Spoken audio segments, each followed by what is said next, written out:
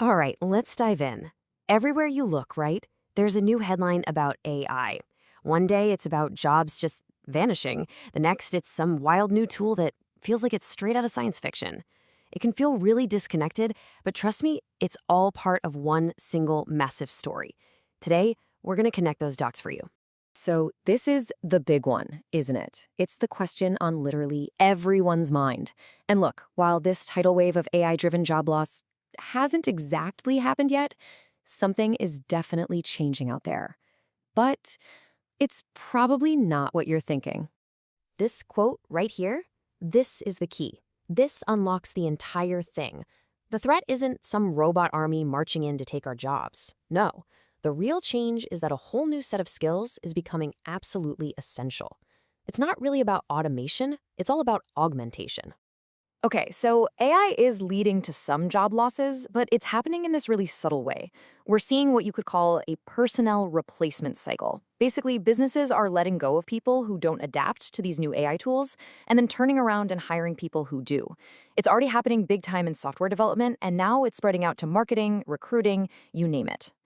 Think about a recruiter who's now expected to build their own custom AI assistants to find candidates, or a marketer who can now spin up a dozen campaign variations in minutes, not days.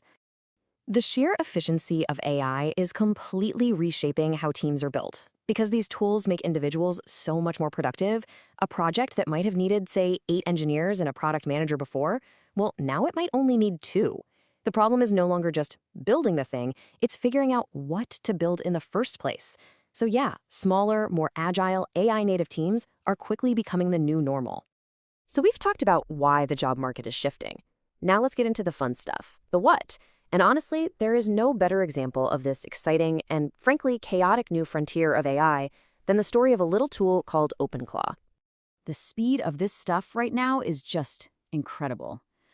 OpenClaw went from being this quiet little open source project to a global phenomenon in a matter of days. A single post on a site called Hacker News just kicked off this viral explosion. It got so big so fast that Mac Minis, yeah, the computers, actually sold out because people were rushing to buy dedicated machines just to run their personal AI agents 24/7. Insane. And what were people doing with it? I mean, amazing stuff. They had their agents organizing their schedules, posting to their websites, but then things got really wild. One user said their agent built its own team of smaller agents, registered a phone number, and then called him in the morning just to ask, what's up? I mean, come on, that is straight out of a movie. But, and this is a big but, here's the other side of that coin. This whole Wild West environment came with huge problems. Users were getting hit with massive, unexpected bills. People's private API keys were being exposed, leading to serious security breaches. A whole social network called Moltbook popped up just for agents to talk to each other, and it was immediately overrun with spam. It's this powerful and kind of scary glimpse into a future where these agents are super useful, but security is going to be absolutely critical. So agents like OpenClaw are incredible, but what's the actual technology that makes them possible? This is where things get really, really interesting. Let's look at 2 very different but equally clever ways that the next generation of AI models are being built.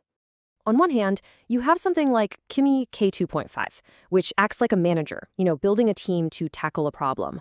And on the other hand, you have Mistral 3, which is more like a sculptor, starting with this big block of stone and carefully carving it down to a perfect, smaller shape. 2 totally different philosophies, both aiming for the same thing, smarter, faster AI. Okay, let's start with Kimi's approach. The big idea here is something called sub-agents. Just think of them as little AI minions or like a specialized project team. So instead of one AI trying to do everything step by step, the main AI can just create a whole crew of helpers to work on different parts of a problem all at the same time. So here's how it works in practice. Kimi gets a complex task, right? Like find the top YouTube channels in 100 different categories. Now, instead of doing that one by one, which would take forever, it spawns 100 specialized sub-agents. Each one gets a single category to research. Then the main AI just pulls all their findings together for the final answer. It's basically project management, but for an AI. And the result of all this AI teamwork? A massive speed boost. By working in parallel, Kimi Key 2.5 can get these complex jobs done up to 4.5 times faster than it could on its own. That's not just a little improvement, that is a huge leap in efficiency. All right, now for the sculptor's method, Mistral's Cascade Distillation. This is such a clever way to create smaller models that are still super capable. They start with a big, powerful parent model and then strategically remove the less important parts, just like a sculptor chipping away at a block of stone. The whole recipe is fascinating. First, you prune, you just remove the layers that don't contribute all that much. Then, you distill, you train this new, smaller model to basically act just like its big parent did. And here's the cascade part. You just do it again, using that new model as the parent for an even smaller one. So why does this matter so much?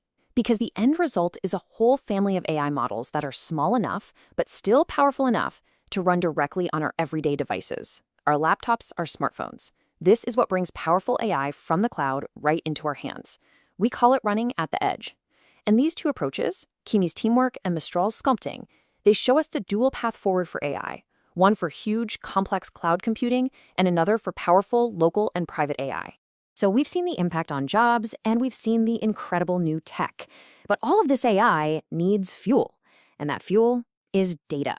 So let's pull back the curtain and look at the hidden data economy that's being built to power this whole revolution. A perfect example is Wikipedia. It's a foundational source for training these AI models.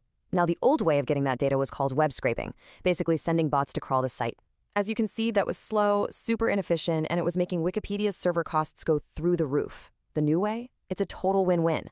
AI companies pay for direct API access, it's way faster for them, and it gives Wikipedia a sustainable way to make money. And who's lining up to pay for this new, better way? Well, just look at this list. It is a who's who of the tech world. Amazon, Meta, Microsoft, Google, and even the newer players like Mistral AI and Perplexity. This isn't some side project. This is a fundamental piece of the modern AI supply chain. Honestly, this is a fantastic development for the entire internet ecosystem. The AI companies get the high-quality, real-time data they desperately need to build better models. And an incredibly important public resource, Wikipedia, gets the funding it needs to keep its mission going. It's a sustainable partnership that really does benefit everyone. Okay, we have covered a lot of ground, from the job market to wild new AI agents to the clever tech making it all faster and the data economy that's funding the whole thing. So let's bring this all full circle and boil it down to what it actually means for you. Here are the 4 crucial things to take away from all this.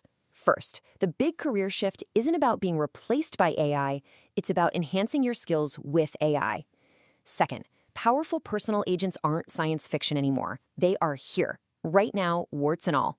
Third, thanks to breakthroughs like Cascade Distillation, powerful AI is coming directly to your phone and your laptop. And finally, remember that a more stable, more collaborative data economy is being built behind the scenes to support all of it. And all of that brings us to one final essential question. This isn't some far-off future anymore. This technology is in our hands, it's on our devices, and it's reshaping our work. The age of powerful personal AI is officially here. So the only question left is, how are you